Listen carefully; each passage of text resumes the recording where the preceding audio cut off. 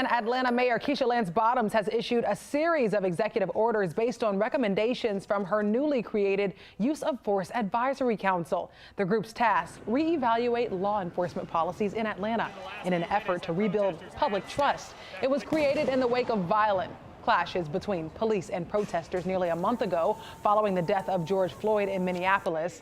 Then almost 2 weeks later, more outrage and demands for change over the killing of Rayshard Brooks by a former APD officer. In a statement, the mayor says her administration has immediately adopted 3 of the Use of Force Council's recommendations, identifying policies to improve officer compliance and public transparency about body cam videos, creating a central archive for witness footage in use of force cases, and extending powers of the Atlanta Citizens Review Board. The remaining recommendations are under legal review. The council is expected to deliver its 45-day recommendations in the next coming weeks.